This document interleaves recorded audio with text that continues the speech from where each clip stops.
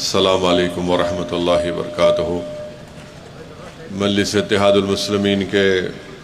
شریک معتمد و سابقہ رکن اسمبلی محترم جناب احمد پاشا قادری صاحب، مجلس اتحاد المسلمین کے سینئر قائد و سابقہ رکن اسمبلی محترم جناب ممتاز احمد خان صاحب، شہ نشین بتشریف فرما مجلس اتحاد المسلمین کے تمام اراکین اسمبلی و اراکین قانون ساز کونسل، اراکین بلدیہ، معزز صدر و معتمدین، مجلس اتحاد المسلمین کے معزز اراکین، حاضرین اکرام، میں آپ تمام کو عید الاضحیٰ کی مبارکباد پیش کرتا ہوں اور اللہ سے دعا کرتا ہوں کہ اللہ سبحانہ و تعالی ہم نے جو قربانیاں دی ہیں اللہ اس کو قبول فرمائے۔ ہم نے ان مبارک دنوں میں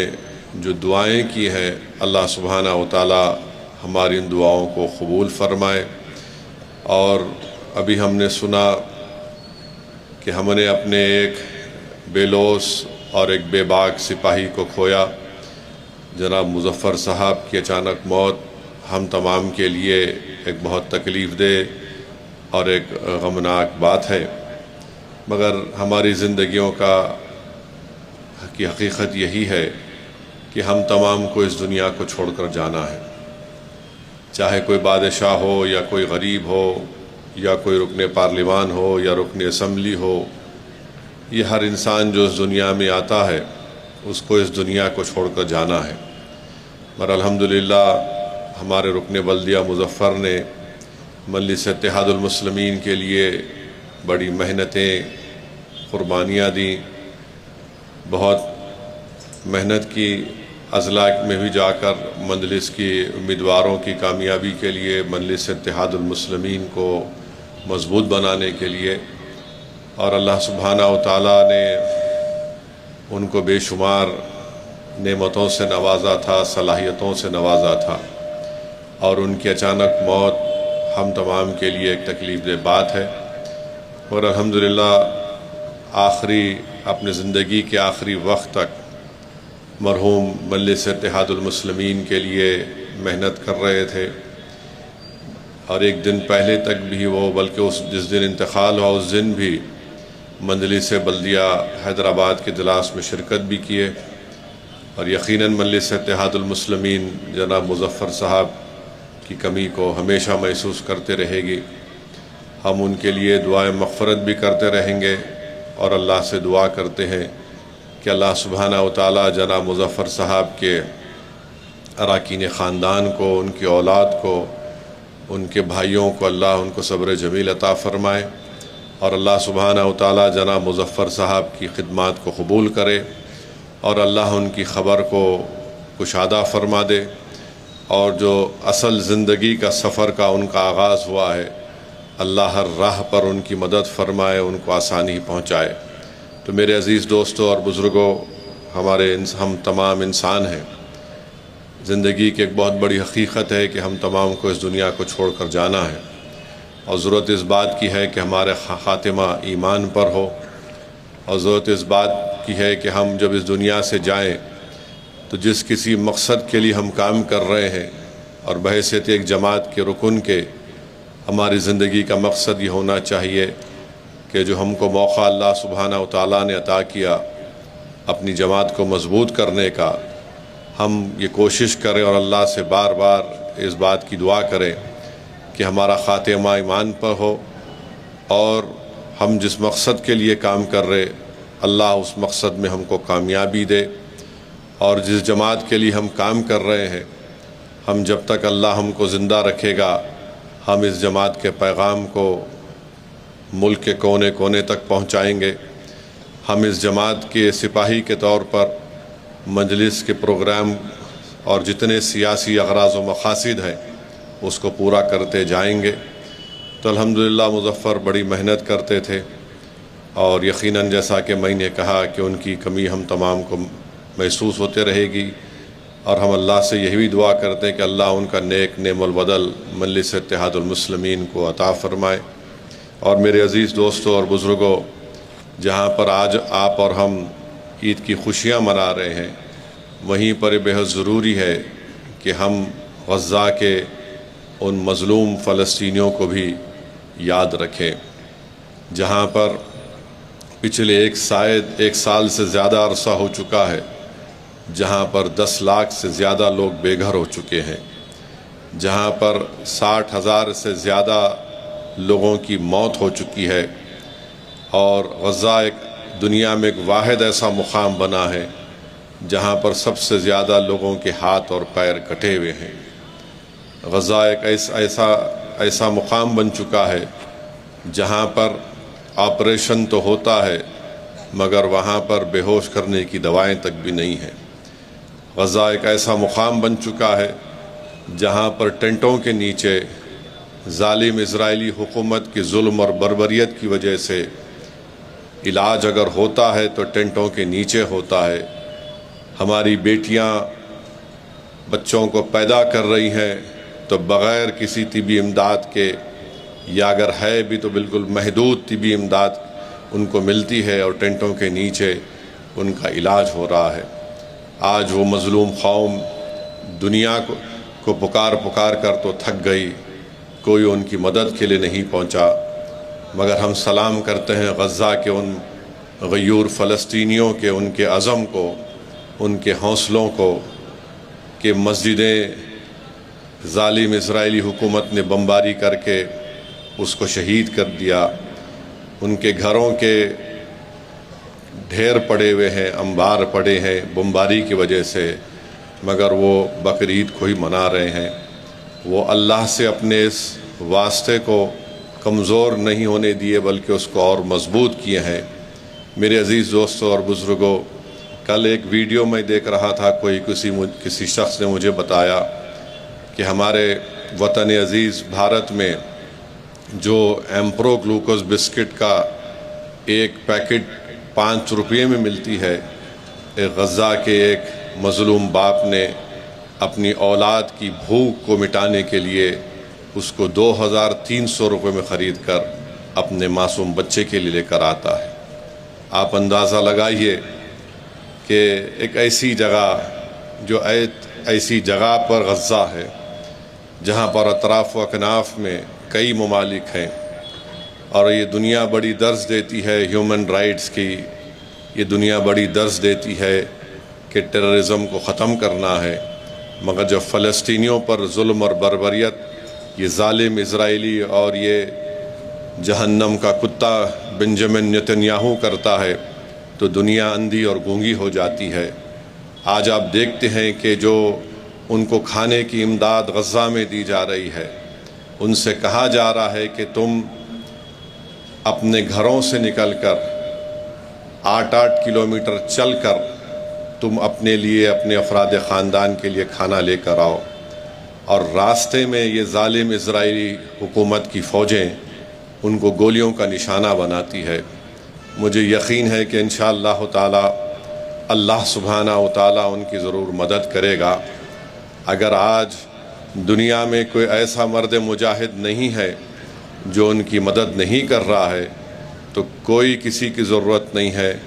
اللہ ہمارے لیے کافی ہے۔ وہی غزہ کے لوگوں کی زبانوں سے ہم سنتے ہیں کہ ہم پکار کر تھک گئے، مگر ہم اپنی اللہ کو پکار کر کبھی نہیں تھکیں گے۔ ہم حسبنا اللہ و نعم الوکیل کہنے والے ہیں۔ مجھے یقین ہے کہ انشاءاللہ تعالی اللہ ان غزہ کے ان غیور فلسطینیوں کی مدد کرے گا، اور ضرور انشاءاللہ تعالی یہ ظالم اسرائیلی حکومت کا اللہ سبحانہ و تعالی ان کو کمزور کرے گا، اور بنیامین نتنیاہو جہنم کا کتا ہے، وہ ضرور جہنم میں جلے گا۔ دنیا آج بیٹھ کر یہ تماشا دیکھ رہی ہے کہ کیسے وہاں پر ایک نسل کشی اور جنوسائیڈ ہو رہا ہے، مگر انشاءاللہ تعالی اللہ ان کو غالب کرے گا۔ جو لوگ آج کمزور ہیں، جو لوگ آج بھوکے اور فاقے میں زندگی گزار رہے ہیں، اللہ ضرور ان کمزوروں کو، ان ظالموں پر اللہ ان کو غالب کرے گا۔ آج دنیا یہ سمجھ رہی ہے کہ ان کو ہم بے سہارا سمجھ کر ان پر ظلم کرتے جائیں گے، مگر ہم دیکھ رہے ہیں کہ دنیا کے کونے کونے میں حکومتیں ظالم کا ساتھ دے رہی ہے، مگر وہاں کی عوام ان مظلوموں فلسطینیوں کے لیے ہاتھیں اٹھا کر دعا بھی کر رہی ہیں، ان کے حق کے لیے احتجاج بھی کر رہی ہیں۔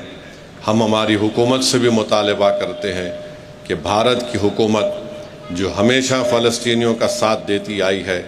آج ایسے موقع پر ہماری حکومت کی ذمہ داری ہے کہ اس جینوسائیڈ کو رکوائے، بلکہ غزہ میں اس کھانے کو پہنچائے جو لوگ بھوک اور فاقہ کشی میں وہاں پر اپنی زندگی کو گزار رہے ہیں۔ افسوس اس بات کا ہوتا ہے کہ غزہ میں اسرائیلی حکومت نے جو ڈرگز بیچنے والے، جو سابقہ میں آئسس داعش جیسے ٹیررسٹ تنظیم سے وابستہ تھا، اس کو چھوڑ کر غزہ میں لوگوں کو قتل کروا رہی ہے۔ مجھے یقین ہے کہ اللہ سبحانہ و تعالیٰ اس ظلم کا خاتمہ کرے گا، مگر میری اور ہم آپ سے دعا ہے کہ ہم غزہ کے ان مظلوم فلسطینیوں کے لیے بھی دعا کریں کہ اللہ ان کی مدد فرمائے، اللہ غیب سے ان کو رزق عطا فرمائے، کیونکہ اللہ رزاق ہے۔ جو آج حکومتیں جن کے پاس سب کچھ ہے مگر آج وہ خاموش بیٹھے ہیں، ان کو یاد رکھنا ہے کہ اللہ کے رسول صلی اللہ علیہ وسلم نے اپنے حجۃ الوداع کے خطبے میں کہا تھا، رسول اللہ صلی اللہ علیہ وسلم نے 1,44,000 صحابیوں کے سامنے اپنے آخری حج کے خطبے میں کہا تھا کہ مسلمانوں یاد رکھو،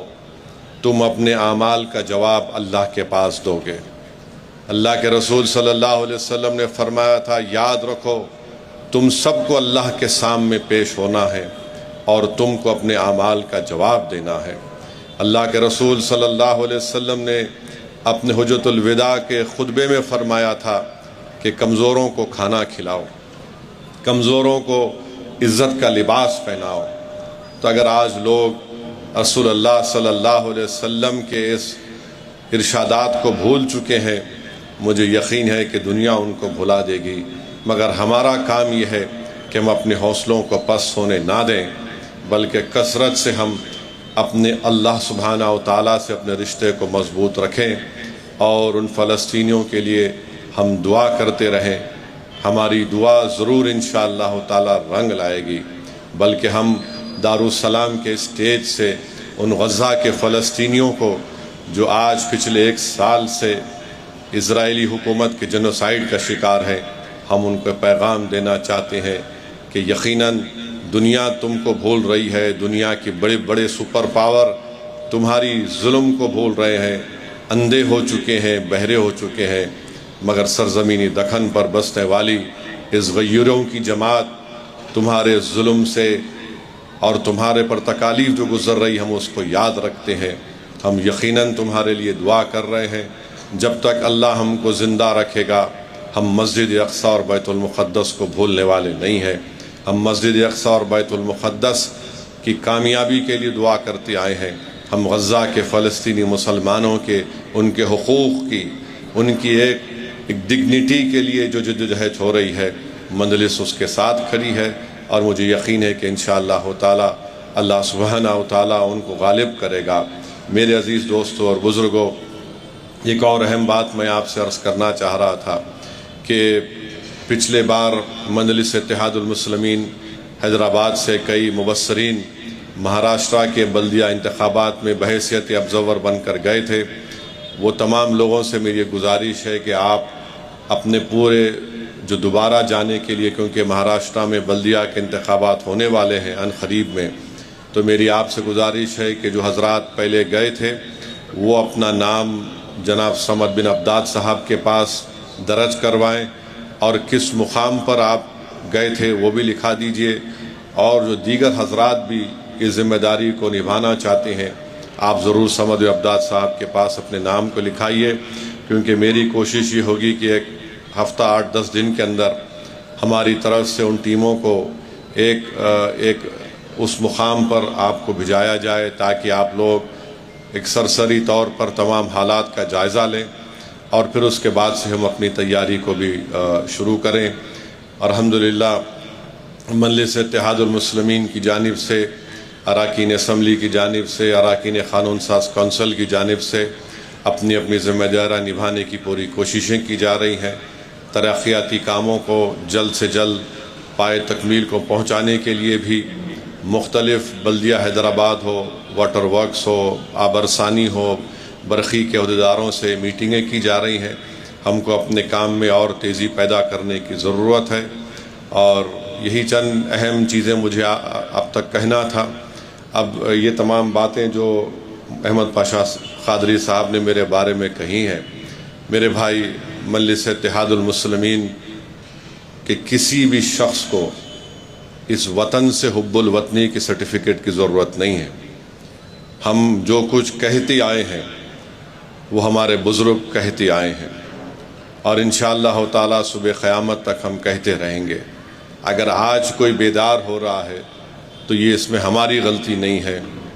ہم تو شروع سے یہ کہتے آئے ہیں، یہ وطن ہمارا ہے، یہ وطن ہمیشہ ہمارا رہے گا۔ اب یہ ان لوگوں کو سوچنا چاہیے جو آج بیدار ہو رہے ہیں۔ بہرحال ہم کو بہت کام کرنا ہے۔ بہار کے بھی اسمبلی انتخابات ہونے جائیں گے 3-4 مہینے کے اندر انشاءاللہ تعالی۔ وہاں پر بھی ہم کو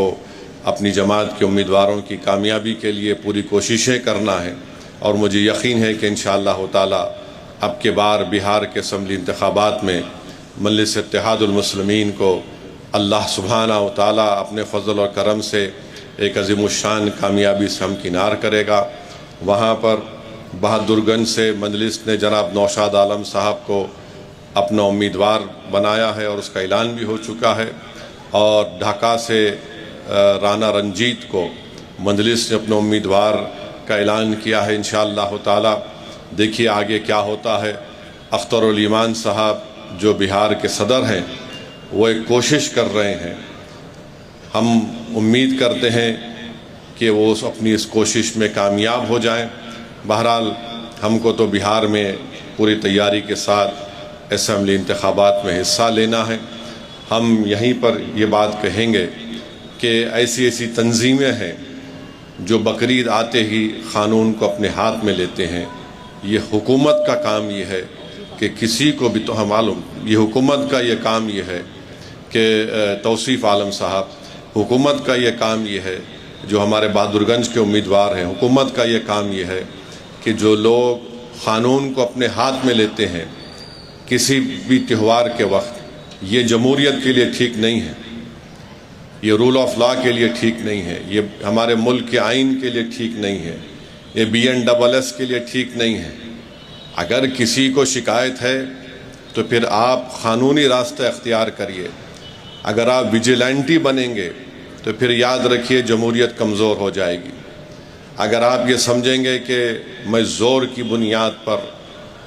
اپنی طاقت کی بنیاد پر میں قانون کو بالائے طاق رکھ کر اپنی بات کو منوا لوں گا، تو پھر یہ یہاں پر انارکی پیدا نہ ہو جائے۔ تو اس لیے تمام ارباب مجاز کی ذمہ داری ہے کہ ایسی تنظیموں کو، ایسی طاقتوں کے،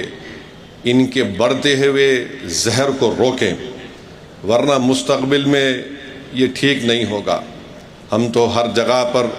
قانون کو اپنے ہاتھ میں نہیں لے رہے ہیں، بلکہ قانون کے دائرے میں رہ کر ان لوگوں کے جائز حقوق کو بچانے کی پوری کوشش کرتے آئے، اور انشاءاللہ کرتے رہیں گے۔ میں آپ تمام کو پھر سے عید الاضحیٰ کی مبارکباد پیش کرتا ہوں۔ بہت بہت شکریہ۔ طعام کا انتظام کیا گیا ہے، اور اگر جب اعلان ہوگا یا تیاری ہو جائے گی تو ضرور آپ کھانا کھا کے جائیے۔ وآخر دعوانا الحمدللہ رب العالمین۔